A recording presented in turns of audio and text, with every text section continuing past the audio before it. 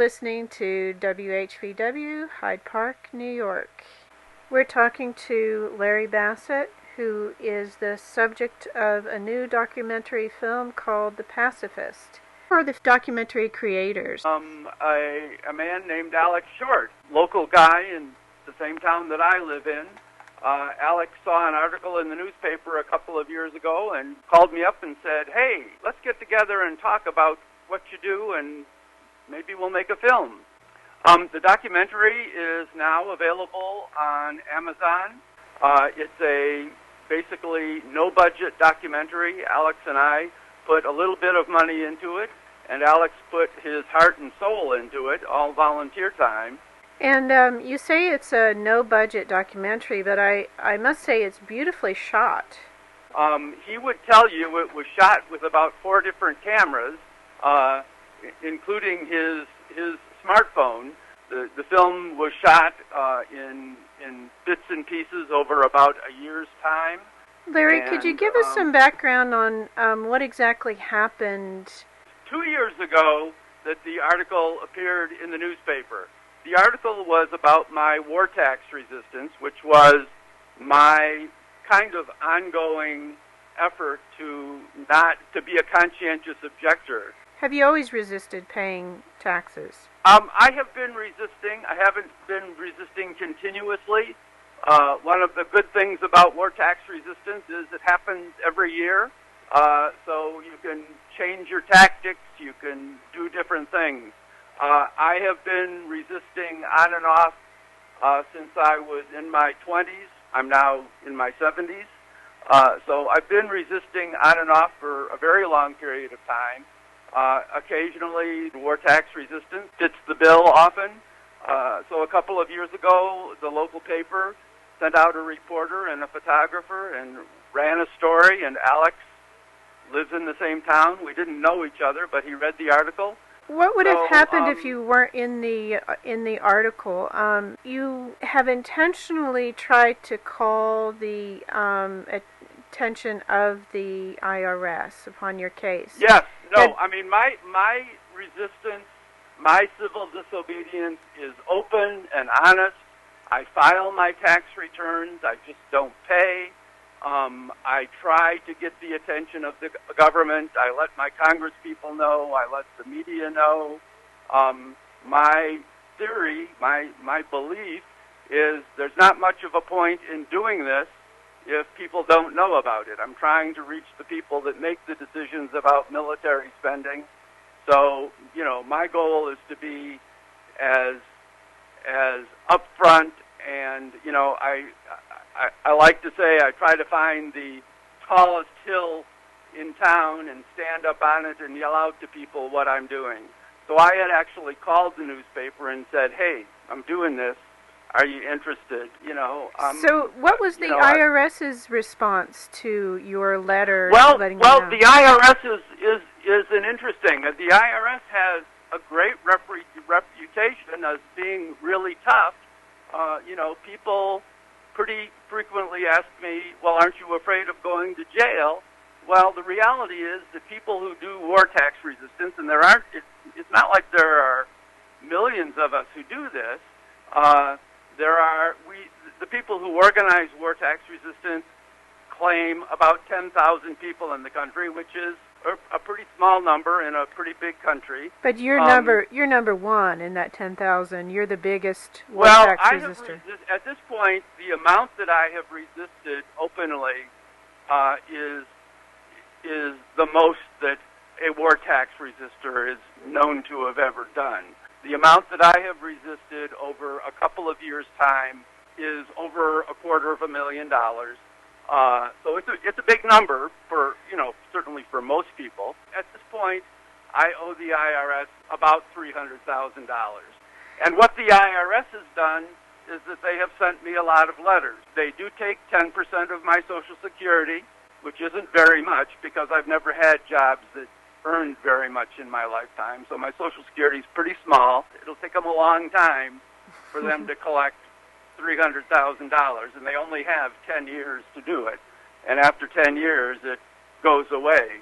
But the money is gone. The money that I inherited, that I owed the taxes on, is now all dispersed. I don't have anything for the IRS to take from me. You don't have assets for them to seize. You got over about $1 million in inheritance, and so did you donate that money away, or did you pay off bills, or? About half of the money went to people who my father designated in his will. He said, you know, I want these people to get the money without it being taxable. So that meant that I was going to be the one to be responsible for the taxes. About another $250,000 I have donated to lots of different organizations. And the deduction for those contributions is 50%, so you still have to, you're still left with 50% of the income to pay taxes on. At this point, my total bill to the IRS is about $300,000. And probably $50,000 of that is interest and penalties. That'll keep mounting up. I mean, the interest will keep mounting up. You know, and so I don't know what they'll do. I call it poking the bear. I try to annoy them a little bit. You seem to be poking the bear. That's because you could have hired tax attorneys to make these tax bills go away. There's, you know, all sorts of different avenues you could have taken to, you know, put the money here or there and reduce your tax liability quite a bit. Yes, but you decided. Could you tell us something about your parents? My parents, when I was growing up, my parents were pretty standard 1950s nuclear family. You know, my father worked, my mother stayed at home and raised the kids. They were like the ward chairman for the Republican Party when I was growing up. You know, they were not radical people particularly. But as they grow older and as I grew in my commitment to the peace movement, they began to shift a little bit, and they began to demonstrate against nuclear weapons in the 1980s and 1990s. My mother was arrested a number of times for civil disobedience. Wow. Going to weapons manufacturers. They lived in Michigan. That's she was pretty actually incredible. in jail when my second son was married. So, you know, all the wedding pictures are absent grandma because she was in jail. And my father supported her in that. We're talking to Larry Bassett, who is the subject of a new documentary film called The Pacifist. Yeah, it's really amazing, Larry, that you had an effect on your parents. Usually young people start out being very radical, and as they get older, they become more conservative. It was, you know, we really supported each other. I mean, I think that do you happen to know? Because I was an organizer and because I was resisting, the IRS actually took me to court in 1985. And that was a pretty significant experience for my parents. My parents were very supportive. Friends of the family were very supportive. And I think that experience of the IRS, the Justice Department, actually taking me to court in Brooklyn Federal District Court, what they were trying to do, what they were saying, the IRS had called me in and said, so where do you have money, Mr. Bassett? And I said, well, why would I tell you that? You know, if I was going to tell you where my money was, then I might as well just give it to you, and I'm not going to do that. So they decided, because I was an organizer, because I was a visible person, that they would take me to court. And I think they thought that would kind of scare people, because, of course, people are afraid of the IRS. I mean, people, I don't really quite understand it, because I think they're a bit of a paper tiger. But anyway, they took me to court. And I was prepared to go to jail for contempt of court for not being willing to provide that information. And at the time, people who were other organizers who were part of that organization said, maybe we should get some help and contest this. So even though I was willing just to say, I'll just go to jail, I'm ready to do that. Other people said, no, that wouldn't be a good thing. So I didn't. And it encourages other people to, if you want to encourage other people to join in on the war tax resistance, and if they see that you can win in court and avoid being sent to prison, then a lot more people may join in and not be scared away by that. Yeah. If military spending was substantially less than 50% of the federal income taxes, I would really support a steeply graduated federal income tax. But the fact is that more than half of those federal income taxes go to the military, and I can't in good conscience, I can't do that. I can't do that. Not gonna pay the military to go off to different parts of the world and kill people. Not gonna do that. And could you just mention a few of the military adventures that the United States is involved in right now that you don't support? Well, of course, we're hearing about Yemen quite a bit because the Congress seems to be finally trying to extract us from what is going on in Yemen. We don't hear about Afghanistan and Iraq very much, other than occasionally some U.S. soldier is killed in one of those countries. So we have, the military is everywhere in the world. We know that, they're in Korea, they're in Japan, they're in 800 bases around the world, and now we're hearing more regularly about things happening in Africa. We don't hear about it when somebody from one of those countries is killed, but we hear about it when a U.S. soldier is killed. Monday is tax day. It's good timing that we have you on today. So for those listeners who haven't filed yet, what is the website that they can go to get some help, and how should the letter be written that you send to the IRS with the check of the partial payment? We usually encourage people to devote a fair amount of thought and research to what they want to do. War tax resistance isn't a one-day-a-year situation. The organization that I mentioned earlier, the National War Tax Resistance Coordinating Committee, is of course online. It's nwtrcc.org, and that is the place for people to go to get all of their questions answered about what they could do and how they might do it. There are lots of ways to protest against military spending. Certainly, there are lots of legal ways to protest against military spending, speaking out against it. Many people withhold certain percentage of the military spending. Some people withhold symbolic amounts, just to say, I'm not going to pay $10 of what I owe. People used to line up at the post office in their cars to mail their tax returns before midnight on April 15th. And it was a big day, and people who were protesting would go to the post office and hand out flyers, and sometimes there would even be bands and things, and they became kind of community celebrations. That doesn't happen anymore so much because people file online. It's a different world than it was before, and there's not so much emphasis on April 15th. But going to nwtrcc.org will give people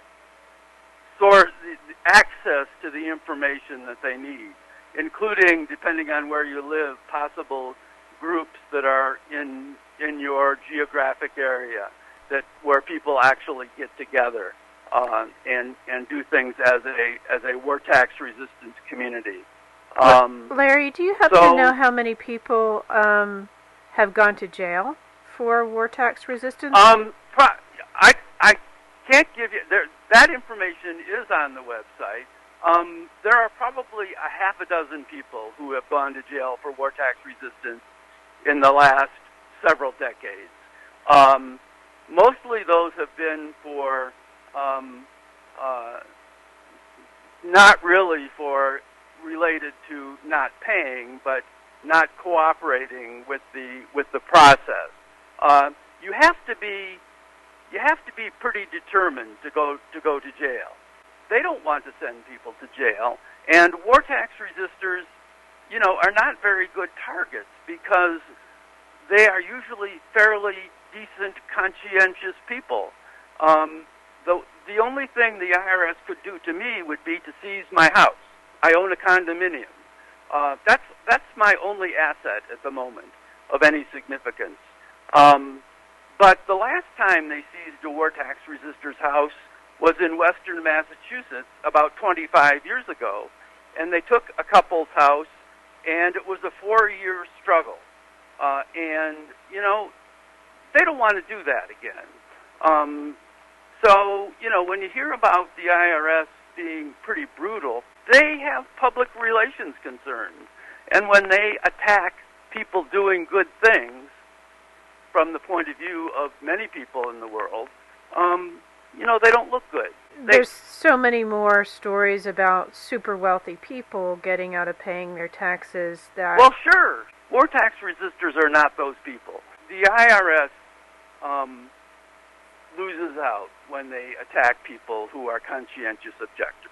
And they don't want to do that. How do you feel about a 100% deduction for charitable donations? Right now you only get a 50% deduction on your taxes.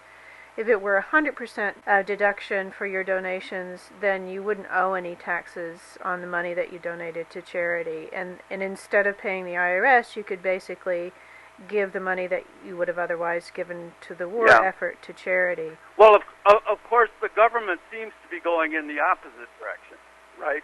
I mean, the places that are nonprofits are having a fit because people are going to be able to deduct less of those donations.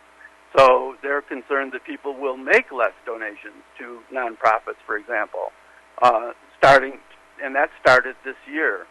They're heading the wrong way in a number of ways these days. We also have the problem of many of these non-governmental organizations that are that can receive tax-deductible funds use them for nefarious purposes. We have a lot of educational think tanks that sit around and think about the number of ways that we can wage war all over the world. I would like to see 100% donations to charities that go to helping the poor. My issue is taxes so much as with military spending. At the top of the hour, though, I was introducing the idea that, when our government was formed, all government operations were paid for by a fair and low import tariffs. And also lately there's much discussion about a public bank and the use of U.S. Treasury dollars, eliminate the Federal Reserve and use U.S. Treasury dollars directly to invest in public infrastructure rather than taxing the people. Yeah, when we have a system of taxation that taxes everybody, this is a situation that can be used by a central authority to keep everybody in line, because everybody is afraid of the IRS. The film is about war, it's about taxes, it's about art, and those are what I've focused my life on. I've tried to live my life in a way that fits my values. Kudos to you, Larry. We've been talking to Larry Bassett, subject of the new documentary film, The Pacifist. Thanks, Larry, very much for coming on today. I hope that I'll see the little dial on Amazon go flip from all of your listening, tuning in. Thank you so much. Good luck and stay out of jail. Going to happen. Nope. No problem with it. You're listening to WHVW Hyde Park, New York, and we are going to go to Murray and the Machine.